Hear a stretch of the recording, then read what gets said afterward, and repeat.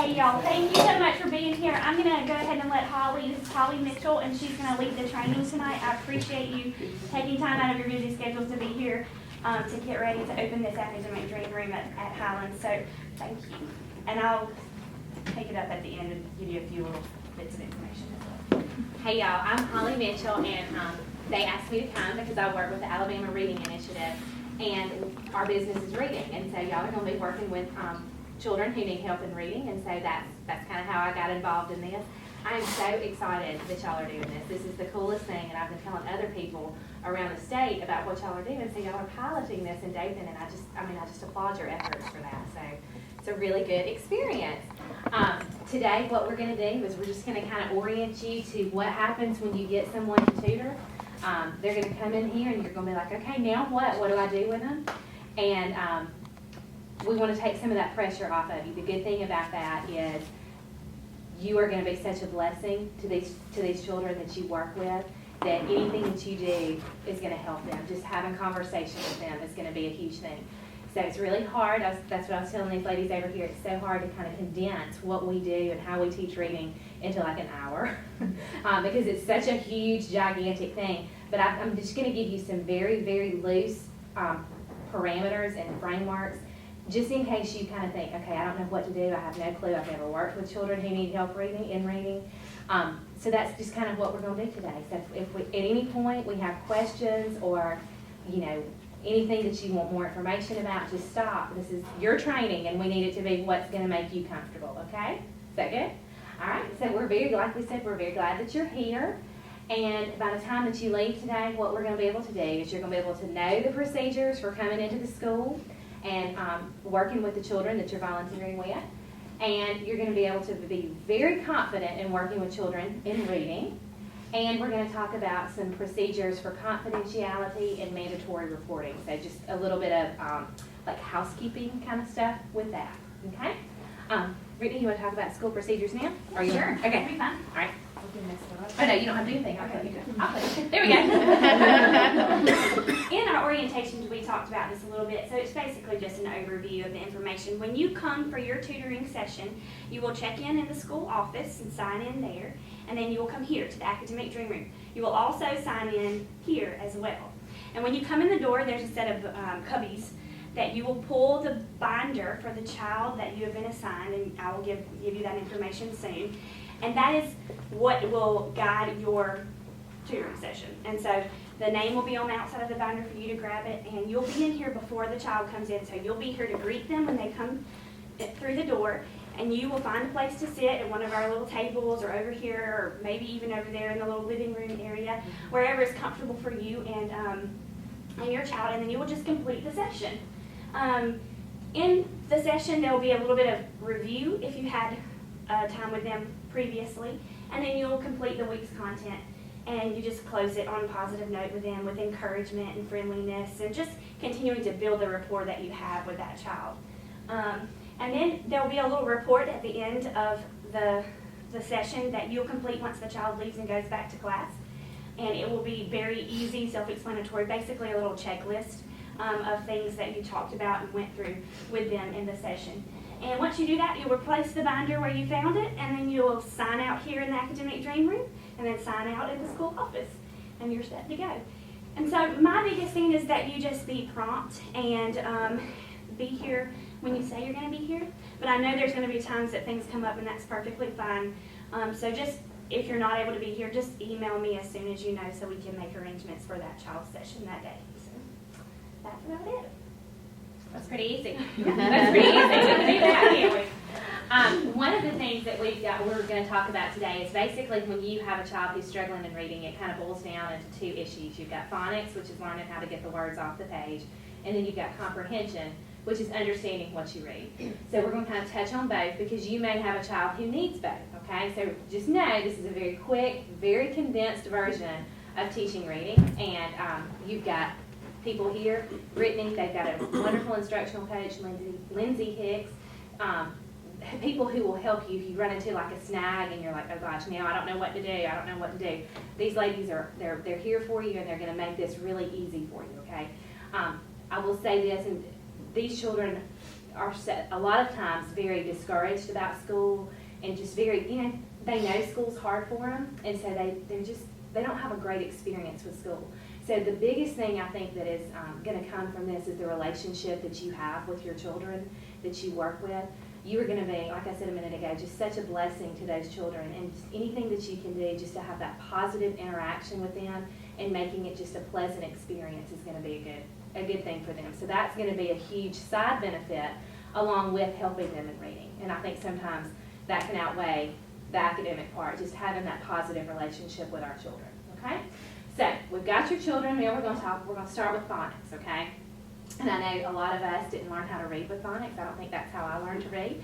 I don't really know how I learned to read, to be honest. I just remember reading a whole lot. So when you say the word phonics, people are like, oh my gosh, I cannot do that. But you can do that, okay? So let's talk about what it is real quick. What it is it's the relationship. We have to teach our children that there is a sound and a letter represents that sound. And so it's basically like teaching them how to break a code. Okay, well, the English language is crazy, and we've got all sorts of different combinations, and that's where our children start to bog down. So maybe when they, it may not be the short A sound. Most of them are going to know that A says I, but then when you get into those harder sounds like O-I says oi, and putting them into those bigger words, that's kind of where we start bogging down. So we have to teach them that relationship. And the whole purpose of that is so that they can read words and they can write words. If they don't have that good phonics base, then that hinders their ability to write and their ability to read and get the words off the page, okay? So some of the things that it includes, and this is very wordy and you're going to be like, what? But I'm going to show you exactly what it means. It talks about blending, segmenting, and manipulating tasks as students practice those letter sounds. So for example, if I'm blending, I want them to see C-A-T and go k-at, cat, okay, and be able to sound out the word. If I want them to manipulate something, that might mean that I want them to change the k and cat to the, and it becomes what word? Bat, okay? So those are some of the things that we're gonna practice with today. It also includes letter recognition. Sometimes we'll have children that's something that they struggle with, is just recognizing the letters and becoming, being able to do that very quickly and automatically. We want them not to have much brain power devoted to saying, okay, that's an A, that's a Y. So you may have children that you just have to practice letters with, and you may have to do some activities with that, and it's very fun, okay? So why is it important? Because if they don't have this, they're not going to be able to read those words accurately, they're not going to be able to do them correctly, and they're not going to be able to do them quickly or automatically. And when that happens, if you're slow and you're just constantly sounding out the words, then what happens when you try to understand what you've read is you can't make any meaning from the story. Okay, so it kind of breaks down their understanding. So we've got to take care of that first. Okay? All right. So we're going to talk in a minute. I've got just a little step-by-step lesson for you that's real easy to do. But one of the things, and I added this afternoon, one of the things that it talks about in there is phonemic awareness. And so I thought, oh gosh, it says phonemic awareness, and I bet some people don't know what that is. Phonemic awareness is just the sounds in the words, okay? So all it is teaching them that there are sounds within a word, and we do lots of different activities that enable our children to be able to hear those sounds in words. So we're going to practice how phonemically aware we are, okay? And we'll show you exactly what to do. All right, this is a picture of a cap, right? Okay, so if I wanted to tell a child the sounds that were in cap, I would say k, a, p, okay? And I would know that there's how many sounds? 3, okay? So that's pretty easy, right? We can do that, okay? This is a B. Y'all tell me what this is. What word is that? B. B. Y'all do it with me. Tell me how many sounds are in B. Ready? E. How many? 2. You're so smart. See how easy this is? Look, you can do this. You can do this. Okay, this is shout. What is this? Shout. Shout. Okay, tell me the sounds in shout. Everybody ready? Sh. Out. Look how smart you are. Okay? All right, this is shoe. What is this? Shoe. Tell me the sounds in shoe. Shoe. Very good. And we know there's 2 sounds. Okay? This one is a tricky one. I'm just going to tell you it's a tricky one. This is ox. What is that? Ox. Okay, now remember I told you that we're listening for the sounds. Don't think about the letters. Tell me the sounds in ox. Ready? Ox. I cannot even trick you. Yeah, that was so good. That was so good. You would not believe how many teachers and students that we work with, interns at Troy Dothan, and how many of those sometimes struggle with that one, and y'all didn't, so very good. So when we have that X sound, it really says, okay, very good. All right, this is socks. What is this? Socks. Socks. Tell me the sounds in socks. How many? Four. Four. Very good.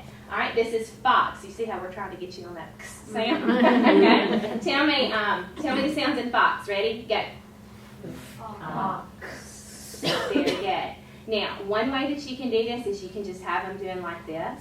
Another way that we have learned is very effective for children is to hold your arm out, okay? And instead of going ox, ox, you're gonna go ox, fox, and you're gonna do it down your arm. And sometimes just crossing over to that midline is gonna help those struggling readers to be able to hear those sounds. A lot of children have trouble hearing the sounds in words, and this is the very first step, okay? All right, this is high. What is this? High. Okay, so let's do this one on your arm. Y'all stick your arm out. You didn't know you were gonna have to work tonight, did you? Okay, you ready? Let's do the sounds in high. What's the word? High. Very good. Okay. All right, this one's shirt. Let's do it on your arm. Are you ready? Shirt. Shirt. Y'all are so smart. Are you sure you're not teachers? Some of them are. Some of them are. I figured this. I know some of them are. Where's the one that did it wrong? Okay. This is a bad corner over here. Y'all look at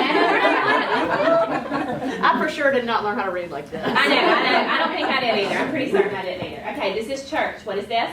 Church. Okay, get your arm out. Ready? Church. Church. Perfect. Okay. All right, this is snake. What is this? Snake. Snake. Okay, ready? Snake. Snake.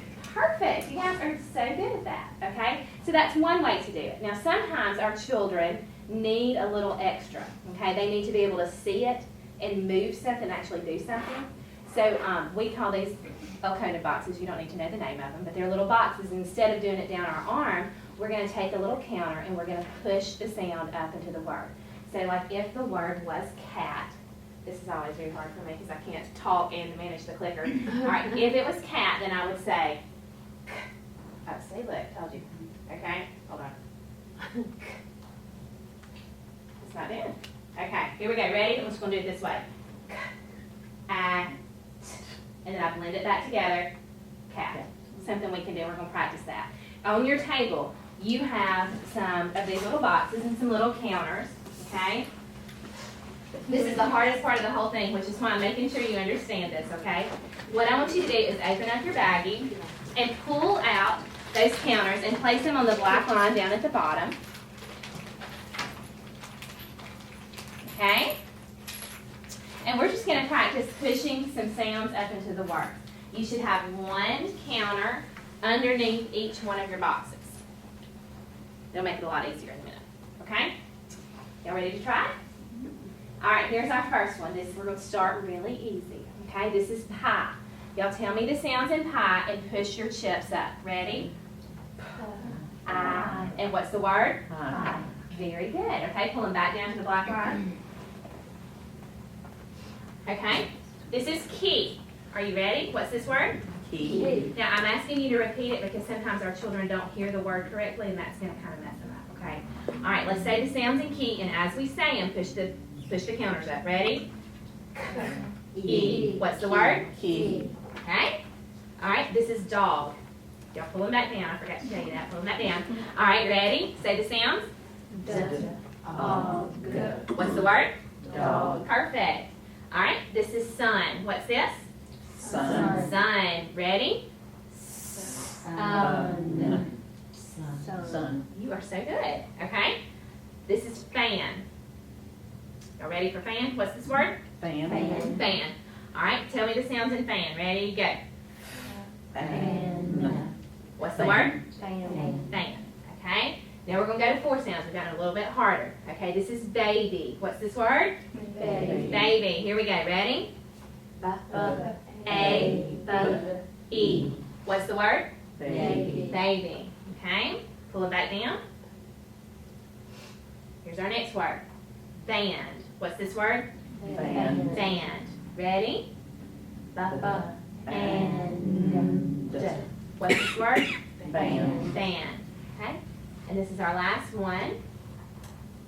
This is flame. I had to think about it. It's not fire. Think about it for a second, okay? I was like, uh-oh. Okay. This is flame. What's the word? Flame. Flame. Ready? Go. What's the word? Flame. Flame. Perfect. Okay, you always want them to, when you take the word apart, you want them to put it back together so that they remember it's a whole word, okay? You guys are experts. So, like, that's the hardest thing, and you can do that, so you should feel good. Y'all should be feeling really good.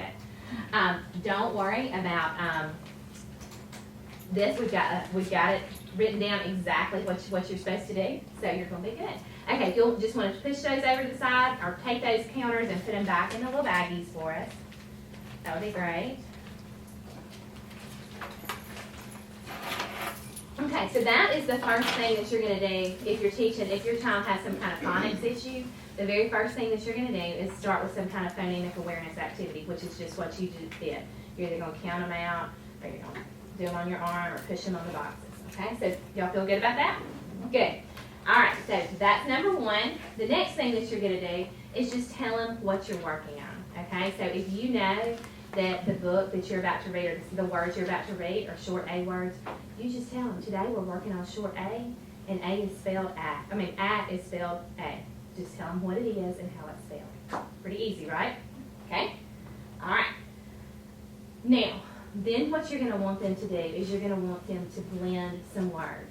So when you use these, you're going to have something called a decodable reader, and the decodable readers that y'all are going to use have the words already pulled out for you, so it's really easy. You don't have to think of them on the spot, because if you're like me, you'll think, oh, I can just think of some words, and then you can't. You'll be like, that's flame, no, it's fire. I can't remember what it is, okay? So on the front page of that little book you're going to have, there's going to be a list of words that match whatever skill you're working at. And you're just going to have them practice reading those words, okay? Again, pretty easy. And then what you want them to do is you want them to practice spelling them. So give them maybe a dry erase board and a marker, or a piece of paper and a fun pen, or a marker and a piece of paper. Anything that you want them to write with, anything that you can make it fun, just have them practice spelling those words. So like if we're working on short A, you know, okay, now I want you to spell cat. Write it on the paper, and you'll get them to say cat and write the sounds, okay? Then they're just going to practice writing some sentences with those words. So you might say, the fat cat sat, okay? Again, those will all be right there for you. So you don't, we're trying to take as much of the guesswork out of it as we can, okay? And then what you're going to do is you're going to let them read it and connect to text, because we don't ever want them just to read words by themselves, because that's not how we read, is it? We want them to read a word in a story, okay? So just one little note about these decodable texts that you're going to read. The purpose of them is to practice being able to get that sound off the page. And so they're not going to be like these wonderful, like, award-winning stories, okay? They're sometimes kind of silly, but that's okay. That's what our kids need. It's all designed to be able to give them some practice. Okay, it's clear as mud, right? Good. Okay, so what I thought we would do is watch a lesson that shows you kind of what this looks like, because if you're like me, you can tell me all day long, but I just really want to see it, okay? So that's what we're going to do now, is just watch this little lesson, and it's just a few minutes long, but you're going to see all of the components of this lesson. Can I borrow this for a second? Okay. On the very back page of your handout is step by step what we just did, okay? So like if you get home and you're like, oh my gosh, I cannot remember anything that she said to me today, go back here, okay? We'll have these for you. We can put some copies of this here, and if you just kind of go through this, there's no way that you're going to hurt them, okay? All right, so we're going to watch this real quick. And just as you watch it, be looking and seeing if you have any questions or anything that you're unsure of, and then we can kind of firm that up, okay?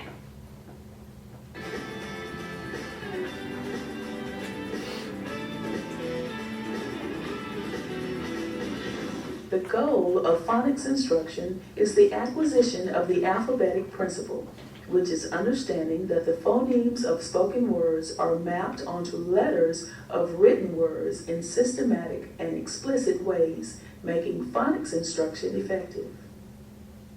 The instruction is systematic when it is presented in a logical order from simple to more complex, using a phonics progression.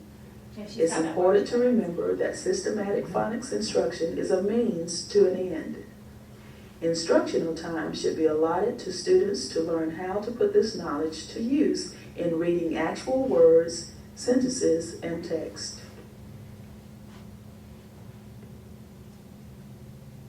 Okay, boys and girls, what we're going to do today is we're going to do first a quick warm-up activity. And I'm going to show you, we're going to count the sounds and words. So we're going to be listening really closely for all the sounds of the word. All right, watch how I set my markers up.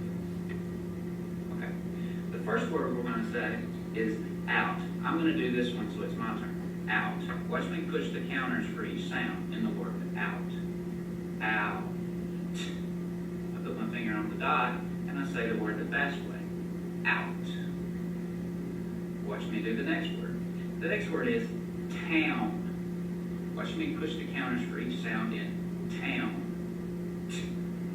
Ow. Town.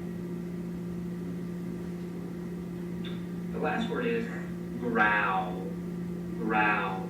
Watch me push the counters for each sound in. Growl. Good. Ow. Bull. Growl. Ready to try something with me? Okay, let's do it. And here's our first word. Let's say this word together. Say this word. Ouch. Ouch. Let's push our counters for each sound in the word ouch. Ready? Go. Ouch. Ouch. Nice job.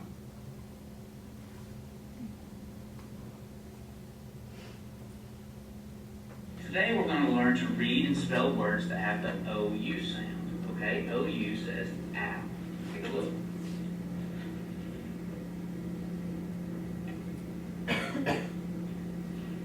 The sound is ow. The letters are OU. Mardea, what's the sound? Good. What's the letters? Good. Bria, what's the sound? What's the letters? And Caleb, what's the sound? Good. So we're working with ow. All right. So what I want to do is we got to be good readers. To be good readers, we have to learn how to blend sounds, right? Okay. Take a look. I'm going to show you how to blend some sounds to read these words. Okay. Just my turn. Okay. First word. Watch me with my finger as I say each sound to read the word. Hour. Hour. The word is hour. Next word. My turn. Gout. Gout. The word is gout. And the last word. Flower. Flower. The word is flower. Okay, ready to try some with me? Good. Let's do it. Here's some more words. Okay, we're going to do these words together. All right? Let's read this word together. Watch my finger and let's say the sounds. Shout. Shout. What's the word? Shout. Nice job. Let's everybody do that one together. Ready? Go. Shout. Shout. What's the word? Shout. Nice job. Let's go to the middle word. Ready? Let's say the sounds. Let's touch each letter. Mound. Mound. What's the word? Mound. The word. Ready? Mound. Mound. What's the word? Say it one more time. What's the word? The word is mound. Okay. Let's go to the last word, okay? Caleb, let's read this word. Can you put your hand down for me? Good. Let's read this last word. Ready? Go. South. South. What's the word? South. South. Nice job.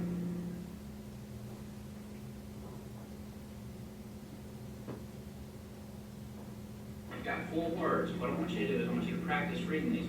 When you get through and get to the end, come back to the top. We got to keep reading. We got to keep practicing, okay?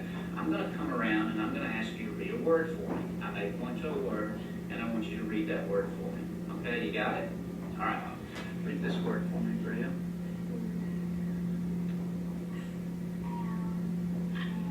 What's the word? Foul. Nice job. Martes, read this word for me. Found. What's the word? Read that word for me, Caleb. What's the word? Good. And we're going to spell some words. Before I spell the words, though, I'm going to say each sound that I hear in the word, okay? Remember, we're working with OU, so all these words will have the ow sound. First word is vouch. Ouch. 3 sounds. Watch me spell the word vouch. Ouch. Vouch. The word is vouch. Next word. My turn. Joust. Listen to me say the sound in joust. Ow. 4 sounds. Watch me spell the word joust. J. Ow.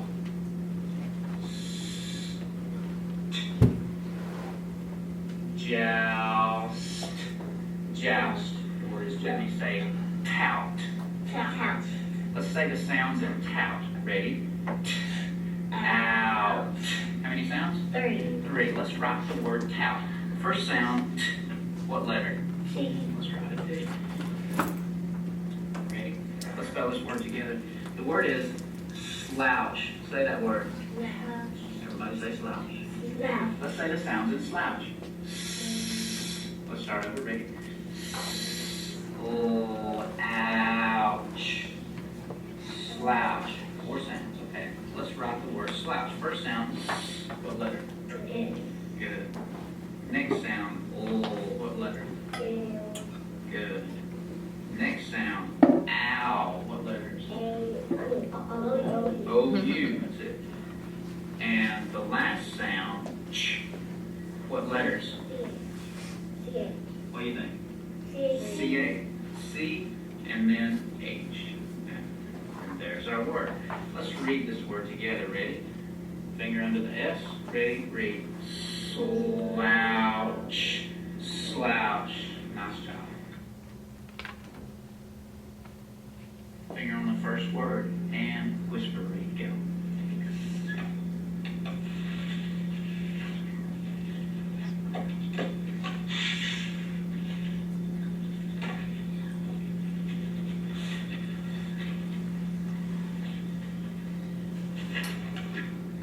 All his friends shout out, but the grouch is Okay, let's say the sounds together. Okay. Pounds. Pounds. Can you start with P? he pounds the grouch with Okay, let's say the sounds in this word. Round. ground with The word is, what's this word? ground. Ground. Good. Can we start with P? He pounds the Pounds. the ground Good. with his feet. Good. His friends did not want This word's do. do not want a boat bounce about, Good. so they just walked out. His mouth makes loud sounds. All his friends shout out, but the grouch is proud. He pounds the ground with his feet. His friends do not want a mouth, so they just walk out. They leave the grouch to sleep on his couch. Perfect. The grouch sleeps on his couch. His mouth makes loud sound. All his friends shout out, but the grouch is proud. He pounds Good. the ground with his feet. His friends did not want a bout, so they just walked out. They Word is leave sleep. the grouch to sleep on his couch. Nice job. On his couch, his mouth makes loud sounds. All his friends shout out, but the grouch loud, loud, grouch, grouch, shouts, out. Always finish my sentence with an N word. Okay, watch me read that sentence. The loud grouch shouts. Ready to do one together? A spout is round. Let's count the words in that sentence. Ready to go. A spout is round. 4 words. Let's spell that sentence. First word, A. How do we spell it? A. A spout. Let's spell the word spout. First sound. Good. Heard S-A. Thank you. Ow. What? O-U. Spout. A spout is, how do we spell is? Is round. How do we spell round? R. O-U. Caleb says N. Round. What's our last letter? D. A spout is round. Let's read that sentence together. Put your finger under the word A. Ready, set. Hang on just a second. Ready? Need a period at the end. Caleb's already written it. Let's all read it together. Ready? Finger under the word A. Ready, go. A spout is round. I'm going to give you one sentence to spell by yourself. Are you ready? Okay. Can you read your sentence for me, Melissa? Good. Reading in decodable text and writing activities will allow students the opportunity to practice what they've learned about letters and sounds.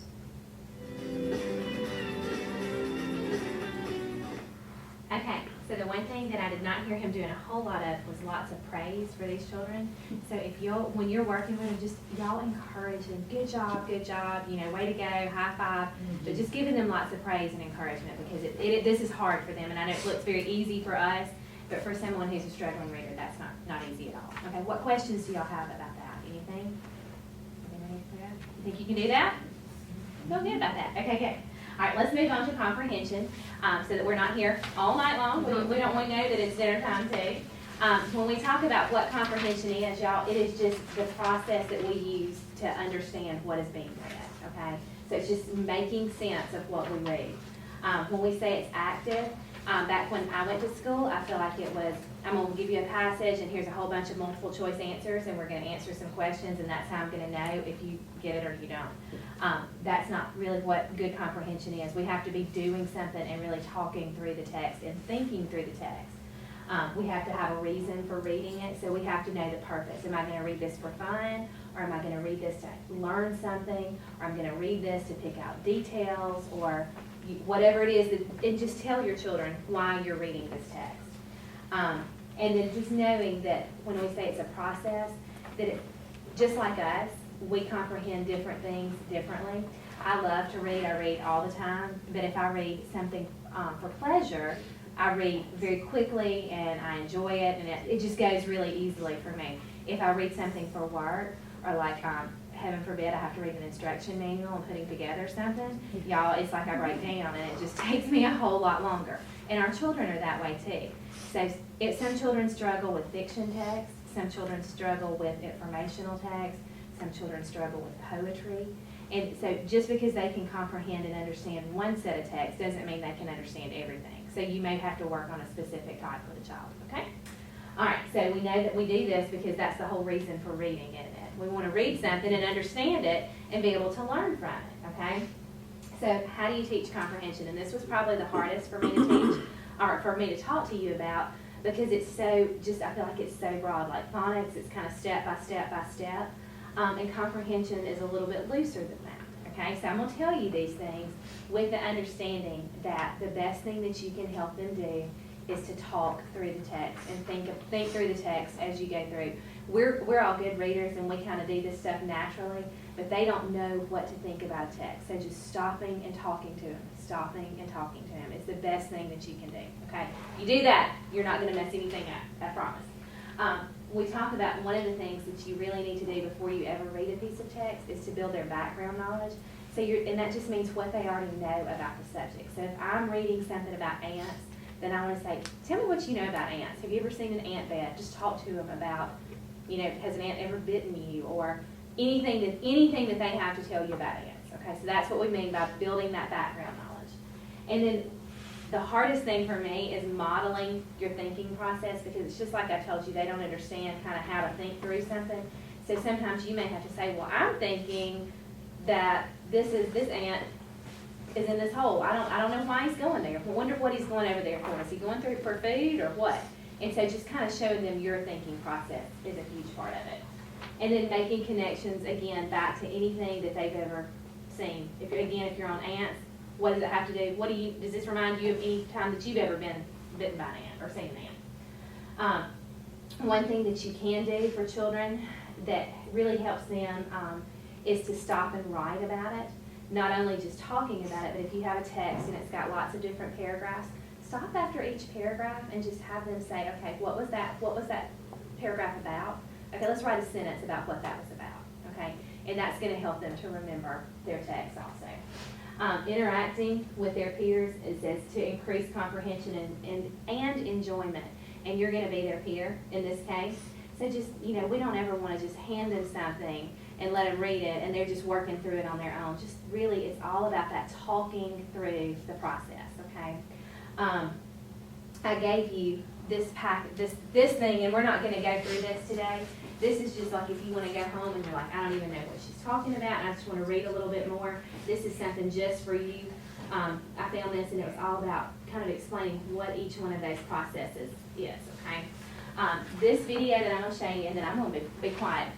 We're almost done. It's not near as long as that other one, but this one it's a group of children. You can see the tutor kind of working on the floor, and what I really just want you to pay attention to is how she's talking them through the text.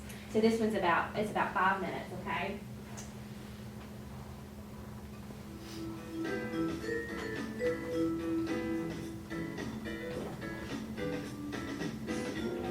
Anything else that can help us?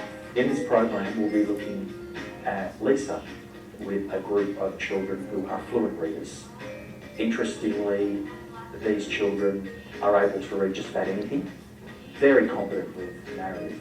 But we found with non-fiction texts, they tend to race through and they're missing important details. Before the reading, Lisa's going to access children's prior knowledge about biography, what they expect to find in biography, and what they already know about Tiger Woods. So when they come to read, they'll be applying this prior knowledge into their reading. Anyone else know anything about Tiger Woods? Fraser? Plays golf. He plays golf? Okay. Steven? He's one of the best golf players, I think in the world. Okay. All right. And sometimes because my brother wakes up always before me, he forces me to watch ESPN. Okay. Forces Like you. now. Okay. So, Now Lisa and the children need to examine the way biography is built. This will help them overcome possible challenges. The children in whole class settings have been discussing glossary, table of contents, diagrams, specific pictures. They'll now need to use these and apply these strategies in this small group so they're able to go to the next layer and actually make meaning. So what are you noticing? What are you noticing how the text is built? Fraser. well, it has a table of contents. It has a table of contents, and how does that help us as readers? How does the table of contents help us as readers? Oh, I should have more responses than just 2 hands up. How does it help us, Stephen? Well, table of contents helps us in a few ways. One, like it says right here, how did Tiger's career begin? It shows right here that goes to page 6. That's on page 6 to Okay. 14. So maybe if I want to skip ahead and read that part, maybe if I just want to find out. Yeah. Go ahead. If you just want to read like a certain section of the book, you don't have to read it from cover to cover. You can just like read a certain. Right, you can just sort of dip into that part and dip right back out. Do you think it's important to read, to stop and read those boxes that say, did you know? Why? Why do you think it's important? Alex? Because we might have things like just important things like what's a golf ball, you know? Oh, it might give you some more background information. Let's say you don't know a lot about golf. It just so happens that some of those captions will explain it to you. So that could help you when you're reading. The children are now ready to read, but before they do, they have to be aware of what the focus is for their reading. Lisa writes the focus down and makes sure that the children can articulate this focus back to her. I have something I want to tell you.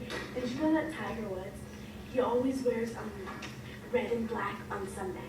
And maybe that will be in the book. So why don't we jump right into the book. And one more time, what's your first read going to be, Tess? Understand. To understand. And what's your second read about, Marielle? To jot down interesting events and details. Right. Okay, go ahead. During the reading is the time to see have the children got it. Lisa will listen to each child read part of the text. Her questioning techniques will be crucial here. Interestingly, up until this stage, it seems that all the children can talk the talk. They seem to be able to understand important details and what a biography is all about. But will they be able to do this by themselves? That's the question. Okay. This photograph shows Tiger starting his day of play in the... Lisa knows her children well. She knows that she's going around to hear each child read what their challenges are when it comes to locating specific information and retelling important details. So her questioning may be different with each child. And each golfer plays one round or 18 holes of golf. Excellent. Now, what would have happened if you didn't read that caption? I want to know that information. You wouldn't know that information. Because it's not in here. That's right. Keep going. Good job. After the independent reading is a time for Lisa to bring the children together so they can share and reflect on their learning. Specifically, Lisa's looking to see, are they able to locate specific information using their post-it notes? And then secondly, how can we organise this information? Lisa utilises a graphic organiser that has 4 major categories. The first is details about birth and growing up. The second, why that person's famous. The third, interesting facts. And the last, their reactions and connections to reading this text. Go ahead, Stephen. It says on the did you know? What page? Page 4. Why don't we turn to it? Page 4. And the did you know? What does that did you know tell us? It Michael, tells- let's hear someone else to tell us. Do you remember, Michael, what that did you know? You don't have to read it, but what is that did you know telling us? It said that the object of golf is to hit a tiny white ball into a tiny hole. So what's it doing? It's explaining The the rules, how to play golf. Do you think that's important to know? Right, it's giving us some background information. So if we didn't know anything about golf, then it's important to read those captions and to get that extra information. Wonderful. You're such amazing readers. I'm so proud of you. Where would that information go? Would you put it? Interesting facts. I agree. I think that's where I would put it. But it's not specifically about Tiger Woods, but it's important to know. Perfect. Lisa's also cognizant that many of the children did struggle in the guided reading when they came to doing this alone. So the setting up of follow-up activities is going to be crucial. Can they now take this graphic organiser? Can they go off by themselves and independently put this into practice? Because if they can't, then they need to come back for a further guided reading. Okay, what I want you to do is we're going to meet in a couple of days, and I'm going to give each one of you this sheet. And you are going to continue to read the book. Now use the table of contents to plan out what your reading is going to look like. You may decide that you want to continue reading the whole book. Or you may just decide you want to read a particular section of the book. But your focus is to first read it and Understand. make sure you understand it. Then you're going to go back and do the same thing that you did today. Use your Post-its, jot down keywords, and then using that information on your Post-its, you're going to decide where it belongs on this sheet so that when you come back to meet with me in a couple of days, you'll be prepared to share what you've learned. Okay? Okay, so that's kind of, did you see how she was just really talking them through that? It was just all about that conversation. It wasn't like, just go off and read this and then we're going to answer some questions. So that's really, that's the majority of your children are going to be in this area because you're going to be working mostly with 3rd, 4th, and 5th grade, right? You will have some 3rd graders probably that need some phonics issues, but most of them are going to be more like this. And y'all, all I can tell you is just talk them through it. And y'all can do that because we're good at that, right? All right, so then we have, any questions about that? Okay, real quick, I'm just going to give you some helpful tips that we found for tutors. Number one is always be positive. Okay, remember that is just the hugest thing that you can do is just to be positive with these children and encouraging. Be attentive when you're with them. Let them, I think you're going to have, about 30 minutes with these children. And let your 30 minutes really be 30 minutes, I know we all have times that we're thinking about other things, but really try to zone in on your children. Be precise about what you're doing so you're not wasting a whole lot of time because they're missing some class time to be with you and so we want to make it meaningful. Be mindful of mistakes made during the session, and that's mistakes made by the children. Things that you think, ooh, they really didn't do this, and talk to Brittany or talk to Lindsay. I guess you're going to talk to Brittany about that, but really talk and say, ooh, that was really hard for them, so that we can make sure that we change what's in their folder if we need to, okay? Also, things that maybe just didn't go well for you, we need to know that too, okay? Your feedback is huge, so make sure you're just thinking about what went well and what didn't go so well. Be diligent. Sometimes it's going to be easier than others. Some days are going to be better than others, but y'all just keep on keeping on because that's what these children need. They just need you to be here with them, talking them through it, okay? Be innovative. Anything that you find that you want to try with them, creative for comprehension. If you see something on the internet or whatever, talk to Brittany about it and just say, I've got a great idea. I found something. Could we maybe try this? What do you think about that? Okay, be focused. Focus on your children. Okay, I know I'm bad about wanting to check my cell phone. I always think the world's going to end if I don't check it, but just be real focused on your children and be patient because, again, these are the ones who, they're coming to you for a reason, and it doesn't come easily for them. I have a 3rd grader, and sometimes I'm not so patient with him when he's doing his homework at home, and you just have to take a step back. And remember, we were that age one time too, and so we all need help with different things. I know Brittany talked to you about being on time. Again, they're missing some class time to be with you, so the teachers have, we just need to make sure we start on time and that we end on time. And be committed. A grandmother that came and volunteered in my classroom, and that child that she worked with, she looked forward to that, and she knew when she was coming. She came on Tuesdays and Thursdays, every day from 2 to 2:45, every Tuesday and Thursday, and y'all, she just was crushed when she couldn't, when she knows, things are going to come up, absolutely. But if Miss Esther would have to miss for several days or several weeks, it would just make her really sad. So if that's the case and something happens, let us know. We'll partner with somebody else or whatever. So, but just be committed to these children.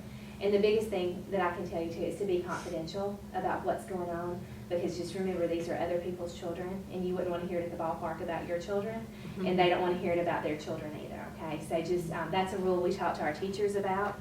We say, and sometimes we have to go back and remind them of that, to be confidential, but just don't talk about those specific children, don't name names out in the community, okay? Do you have any questions for me? I know that was kind of a lot of information. Are you overwhelmed? You're still hanging in there. So The that's handout's good. really good. I It is. I had read it while I was copying them, and so it's really, really good. And I think gives ideas and tips to even supplement what you said. So just a little something extra. We don't want to keep you here till midnight. So. Okay, I'm gonna turn it over to Miss Davis. She's gonna talk to you about it. And I have one subject, but you know me, I can never stick to one subject. You know me well enough. And I just want to piggyback on what you were saying about the reading comprehension. because the students you're going to be working with first are going to be those who are going to need help with reading comprehension. Third, fourth, and fifth grade students who are preparing to take the ACT Aspire. And a website that is very useful for me and that you may want to go to is Exemplar, EXEMPLAR, Reading Test Questions - ACT Aspire. If you go there, there are wonderful examples of what students will actually see on the ACT Aspire assessment, and that will kind of help you get some idea of what you're going to be working with those kids. And I know as adults, sometimes it's very hard for us to stop and think about, well, kids should know how to read for comprehension. No, they don't. They've just learned to read, and that's the first part of what you did when you read the phonics information. You can see that and kind of understand that, but then we expect once they know how to read, surely they can comprehend, but that's not the case. We have to teach them how to comprehend. So just keep that in your thoughts as you're working with these kids, that you have to actually teach them step by step what is it that we're looking for in this passage and how we're going to teach you to look for answers to questions. I'm going to talk to you just a second about mandatory reporting. This is extremely important because it is a law, and if the law is not followed, it can end you up in jail, believe it or not. Anytime you're working with children and you suspect abuse or neglect or any kind of thing that could constitute a report to the police department or to DHR, you may see something that you suspect, or they may come to you in confidence and say, my stepdaddy has been beating me really, really hard. And the good thing about mandatory reporting is that it is not up to us to question that child and determine if what he or she is telling us is the truth, or for us to look for marks on the child. That's not our responsibility. If a child tells you in confidence something that is happening to them, it is your responsibility to report it. And again, I'm going to tell you that if this is reported to you and you do not report it to the appropriate authorities, you can end up arrested for it. I'm going to give you a handout that's going to explain this. And let's just say, for example, a child comes to you and they say, my dad's been beating me. And you think, well, it's not my business. I'm not going to do anything about it. 3 or 4 months later, this child reports it to someone else, and an investigation takes place, and the investigators say, have you ever told this to anyone before? Well, I told my tutor at school back before Christmas. They're going to come back to you and say, this child told you, but you didn't report it? And if you say, well, I didn't think there was anything to it, it's not up for you to decide. And it's very hard to do. It's very, very hard for us to do, because sometimes we make numerous reports in a month. And then thank goodness we'll have other months we don't make the first report. But what we do, and what our responsibility is, and what your responsibility is working with these children, is to know that, okay, you've been told or you suspect, so you report and the authorities decide. If someone reports something to you or you suspect something, you either come to me or you can come to Ms. Stewart, our guidance counselor, and you will sit there, we will fill out a form with you, and we will contact the appropriate authorities with you at that time, okay? And I know this is very heartbreaking to do. It's very, very heart-wrenching to do. But do know that these children that you're going to be working with, they're going to become attached to you. They're going to be very trusting with you. They're going to be very open with you, and that's the most important part. And I know that the time is going to be an essence when you start your tutorial program and you want to do all these wonderful things. But remember to take time to get to know your child that you're working with, because that is the first thing to success for a child, is to feel comfortable in your presence and to look forward, just like you said your grandmother, the grandmother volunteer that came. This child is going to be, that's going to be the highlight of their day, or maybe their whole week. Because usually the children who are the most at risk are those kids who they don't get the loving or the learning that they need at home. And so they come to school for that. And they're going to be looking to you with just these huge hearts that are waiting to be filled, and these minds that are waiting to be filled by you. So the job that you're doing is so much more than coming in and just teaching a child and trying to catch them up academically. It's so much more than that. But please just be aware that this is law, and it's very important that you are aware of it and that you abide by it. If you will take one of these, please, and pass it around. If you have any questions, feel free to ask me afterwards, and that'll be fine. Do y'all have any questions for me? Well, thank you very, very much. I mean, it's a Thursday night into the week, and I know y'all are all weary, and it's late, it's dinner time, so. I don't have a question for Ms. Davis, but you're saying these children are preparing to take the Aspire, and it's online or Yes, ma'am. on the computer. We talked, and I asked you one time before, are they able to look back at the reading? They are. So they can, so you could encourage them if they're struggling to look back for answers, and they can do that on the computer. That would definitely be a strategy. Okay. And see, they take their assessments, their weekly assessments online, so they're familiar with that process. Okay. You know, the I'm manipulation just of the computer and things like that, because they have keyboarding classes here at school. And so they are familiar with how to look back and to use their mouse and to scroll and they can even highlight, well, on the test they can't, but we teach them to do things like that. So those are skills that you can remind them of, even when you're working with pencil and paper. You can remind them that when you're taking your assessment online, remember you can go back and look at it just like you can here on this piece of paper. And I think that's a really big thing to teach them when you're working with them. Go back and find the answer in the text. Where does it say that in the text? Always teaching them to go back is a huge thing. Good strategy.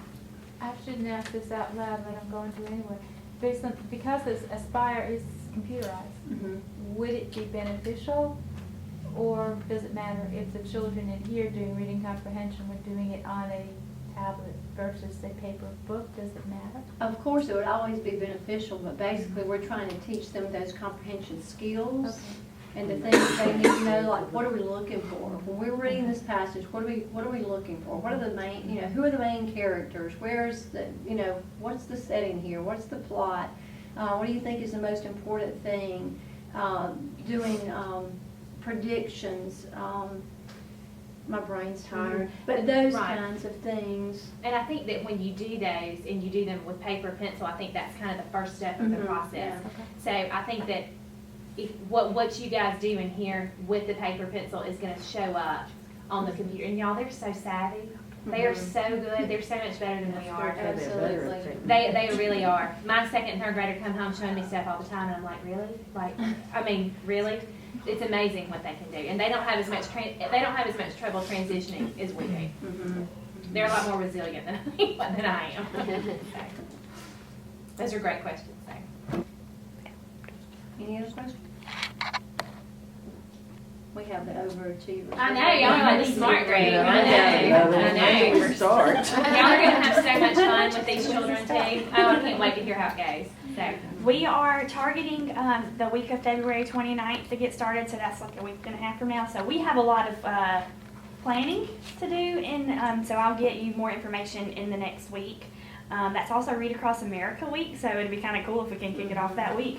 But you'll hear from me very soon about that. And so I have pretty much talked to each of you about your schedule, so I kind of know when you're available, when you're not available. So we'll have a one-on-one conversation again just to make sure that we're on the same page about that. So, but thank y'all I'm for sure coming. Brittany's already told you to. You do not have to worry about showing up with anything for these kids to help them learn, because we're going to have all the tools and resources you'll need. All I need is your warm body and your willing body. And yeah, everything will be for you in that binder that has their name on it. So, thanks for coming tonight and spending time with us. Thank y'all and so very always much. email me or call me if you have any questions. Okay. So, Thank y'all. Thank you. Thank you.